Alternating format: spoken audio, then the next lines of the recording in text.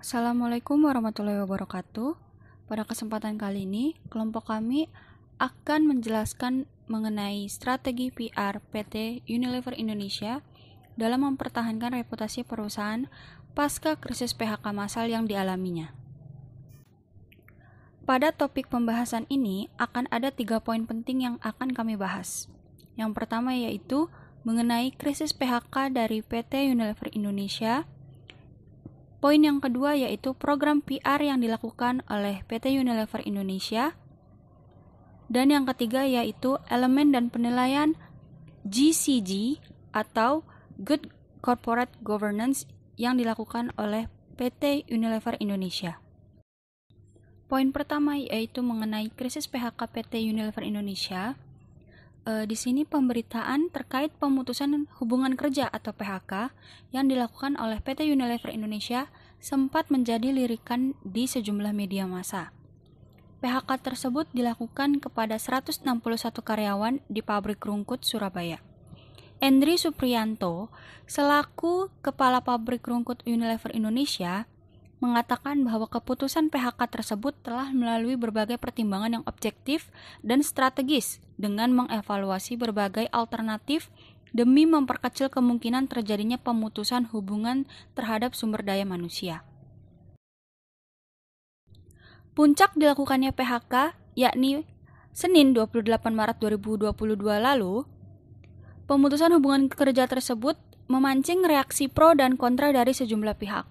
Hal ini terlihat dari beragam judul berita yang menjadi sorotan utama di media massa. Banyak media yang membahasakannya dengan PHK sepihak. Ada pula yang mengatakan bahwa PHK yang dilakukan tanpa adanya pemenuhan tanggung jawab PT dan hak karyawan yang di-PHK. Atas banyaknya isu yang bermunculan, pihak Unilever pun berusaha untuk menenangkan media agar tidak merusak nama baik perusahaan.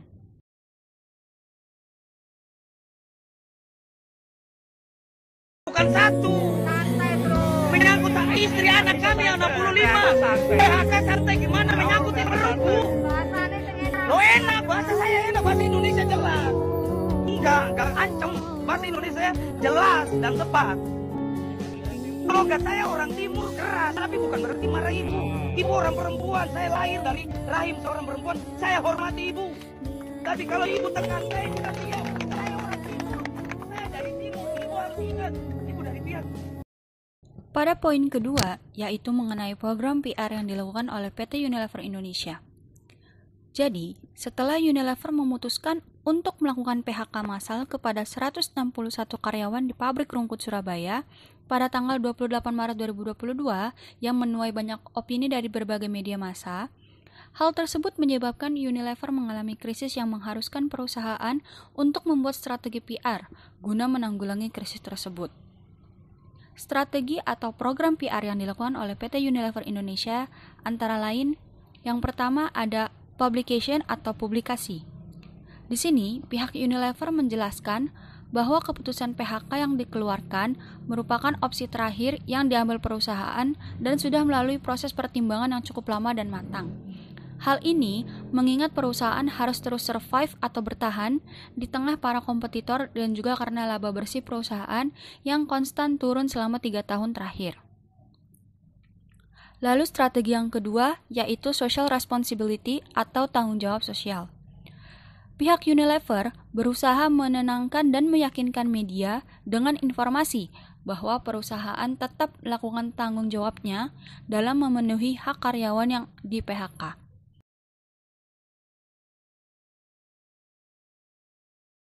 Isu PHK menerpa perusahaan besar sekelas Unilever. Hal tersebut terlihat dari sebuah video yang beredar di media sosial TikTok yang memperlihatkan adanya perdebatan antara dua pihak yang diduga terkait persoalan PHK 65 karyawan PT Unilever Indonesia. Merespons hal tersebut, Reski Damayanti, Direktur dan Sekretaris Perusahaan dari Unilever, menyanggah pemberitaan tersebut dan juga Reski menjelaskan Unilever sedang melakukan penyesuaian pada unit-unit tertentu yang telah berakhir masa operasionalnya. Jumlah karyawan yang terdampak penyesuaian operasional ini adalah 161 karyawan dan dari jumlah tersebut mayoritas karyawan terdampak sebanyak 95 orang telah menandatangani persetujuan untuk menerima paket pesangon yang disiapkan, sementara sebanyak 66 karyawan lainnya memutuskan belum menerima.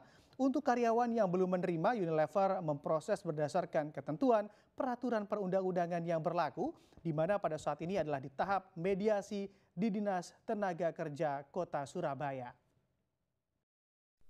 Berdasarkan analisis dari implementasi asas-asas Good Corporate Governance pada PT Unilever Indonesia Tbk adalah sebagai berikut. 1. Asas transparansi. Implementasi asas transparansi pada PT Unilever Indonesia Tbk sudah diterapkan dengan baik karena memenuhi pedoman pokok pelaksanaan di mana perseroan telah menyediakan informasi secara tepat waktu, memadai, jelas, akurat, dan dapat diperbandingkan serta mudah diakses oleh pemangku kepentingan. Perusahaan tidak mengurangi kewajiban untuk memenuhi ketentuan kerahasiaan perusahaan sesuai dengan peraturan perundang-undangan, rahasia jabatan, dan hak-hak pribadi serta kebijakan perusahaan atau tertulis dan secara proporsional dikomunikasikan kepada pemangku kepentingan. 2. Asas akuntabilitas. Implementasi asas akuntabilitas pada PT Unilever Indonesia Tbk sudah diterapkan dengan baik karena perusahaan sudah dikelola secara benar, terukur dan sesuai dengan kepentingan perusahaan dengan tetap memperhitungkan kepentingan pemegang saham dan pemangku kepentingan lain. 3. Asas responsibilitas.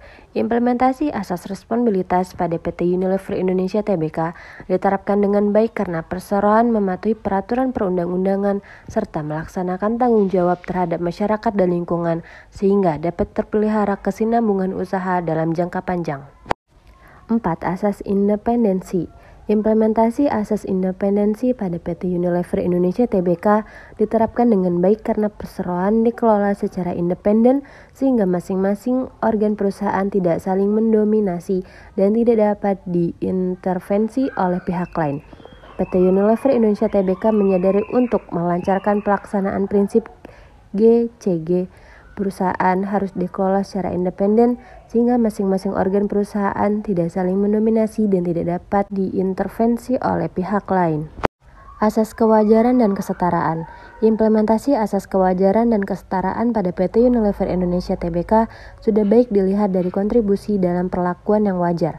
Sudah semestinya diberikan dengan setara dan wajar sesuai manfaat dan kontribusi yang perseroan terima. Jelas terlihat bahwa PT Unilever Indonesia Tbk tidak membeda-bedakan atau mendiskriminasi golongan tertentu dalam tindakan yang sama dengan pemegang saham, merekrut karyawan, konsumen, dan mitra bisnis.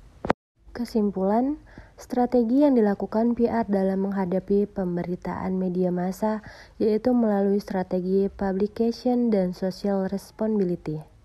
Kedua strategi ini lama-kelamaan akan membentuk opini positif publik apabila tersorot oleh media lagi. Pentingnya PR dalam perusahaan agar dapat menghalau berita yang negatif dengan berita yang positif. Hingga PR perusahaan pun akan berhasil dalam memenuhi sasarannya untuk tetap menjaga nama baik perusahaannya. Dari krisis permasalahan yang dialami oleh PT Unilever Indonesia mengenai PHK massal 161 karyawan pabrik rungut Surabaya, penulis menyadari bahwa penting sekali bagi PR suatu perusahaan untuk bergerak cepat dan peka terhadap situasi perusahaan, apalagi itu menyangkut nama baik perusahaan. Media massa bukanlah suatu hal yang bisa dianggap remeh oleh perusahaan, karena media massa merupakan jembatan pembentukan opini publik yang menentukan opini terhadap baik buruknya perusahaan.